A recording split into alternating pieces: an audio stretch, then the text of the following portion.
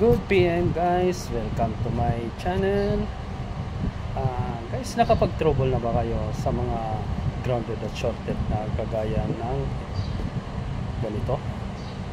Kung hindi pa, tuturuan ko kayo kung paano mag-troubleshoot sa mga electrical, katulad ng pag-test ng fuse, pag-test ng relay, at sa lahat pati ang pag-test ng mga electrical wire. Panoorin nyo to. Hi, good afternoon guys, welcome to my channel. Titignan po natin dito. Wala po daw siya ng stoplight sa likod. Tapos ito, titignan po natin yung mga fuse.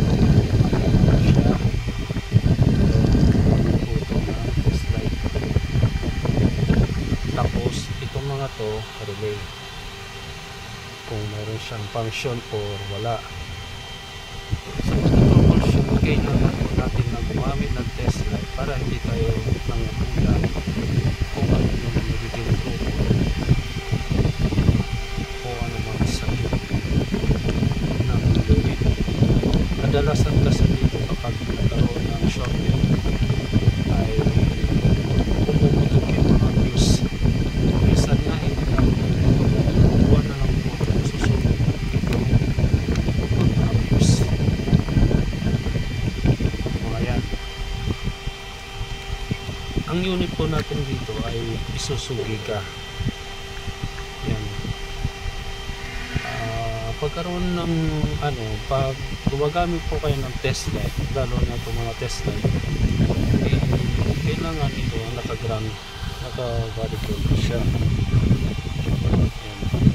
Obserbahan nyo po itong mga relay, tapos itesting nyo sa pedal kung mayroon siyang function o tumutunog itong mga relay. Pag ibig sabihin, kapag wala na pong tumunog or minsan tumutunog siya pero wala siyang nilalabas na power supply papunta sa likod, ang mangyayari dito ay titest nyo lang po itong mga to, linya at saka yung linya sa likod. Karamihan kasi dyan ay napuputol sa katagalan ng unit nito. Ngayon ang gagawin nyo, kapag nagtitest po kayo ng mga fuse, isa-isa yung pag nakita nyo umilaw, ibig sabihin may power yan. Pag titest nyo sa kabila, meron. Tapos ito, tapos ito, ibig sabihin walang power. Ayan o, meron siya.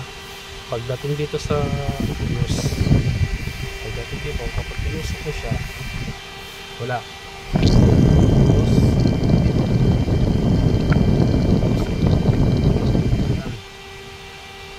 yan, tapos yan, lahat yan anuin nyo na, isahan na para hindi na kayo mamroblema pang katetest.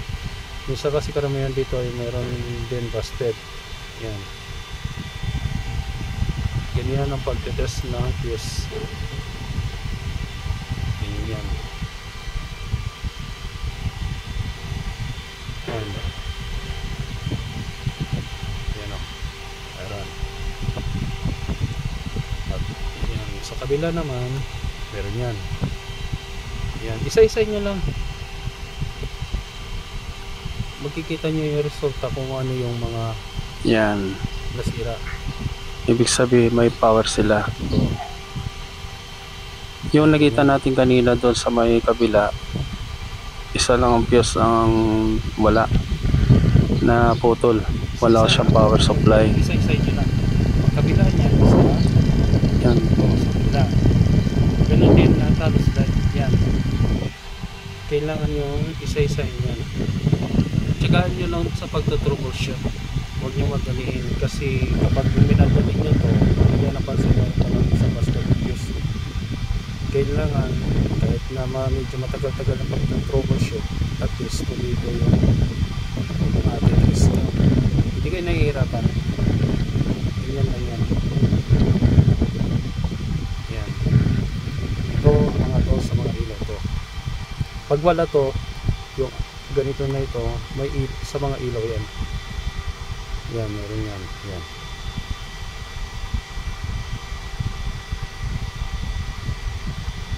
Yan. Ganyan po yung pagto-troubleshoot ng mga fuse. Ano, may ilaw po siya. Yan. Ano.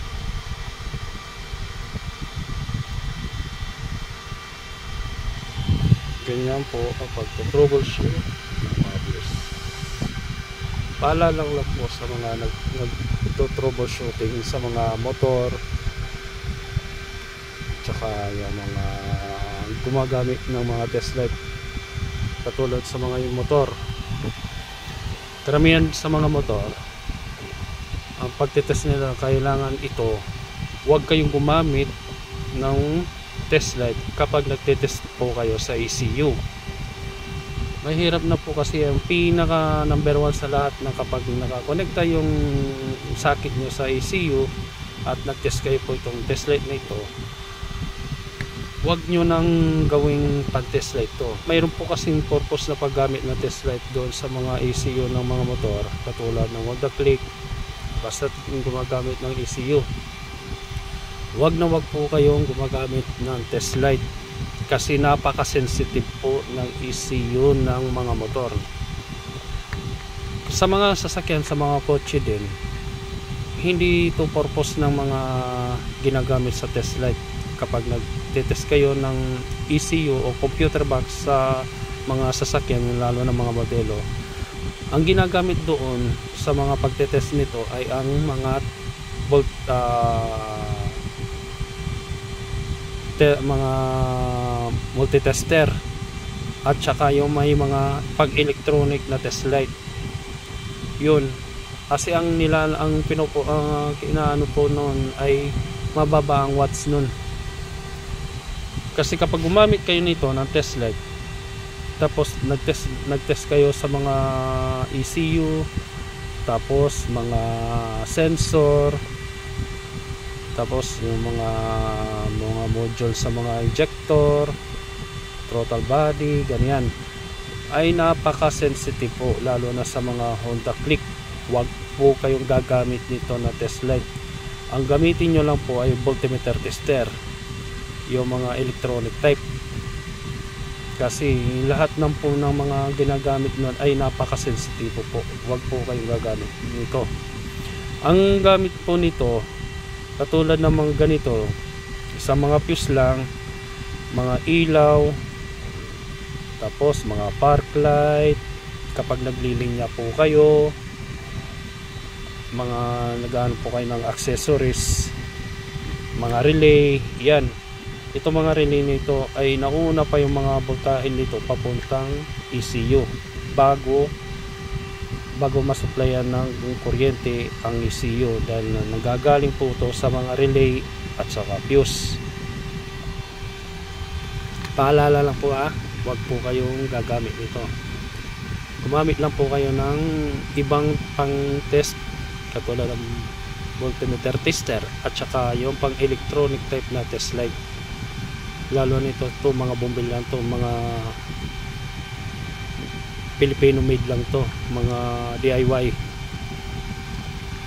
Kayo ngayon naturuan ko na po kayo sa pagtetest ng mga fuse kung paano gawin. Sa inyo lang yan.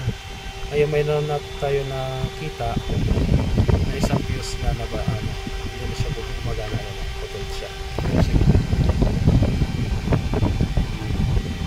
Tapos kasunod dito, pag wala pa rito, dito sa relay, kung mayroon pa lang, titingnan yung mga connection nito kung may supply ang kuryente nito sa relay, lalo na sa mga connector nya.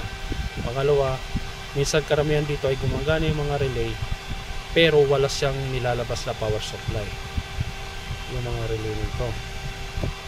Sa susunod kong video, papakita ko sa inyo kung paano mag-test ng mga relay, kung ano yung mga purpose ng relay, kung saan na gagamitin. Kaya yung mga ibang mga relay na ano nito, magagawa po tayo ng mga diagram sa lalo na sa mga headlight, mga accessories light, tapos yung mga gustong nagdi-DIY kayo sa mga motor ninyo, sa mga sasakyan ninyo, maggagawa po tayo ng panibagong video para magkaroon kayo ng idea kahit papaano. Matulungan ko po kayo. Kaya maraming po salamat sa mga tips na ibinibigay ko sa inyo. See you. Bye bye.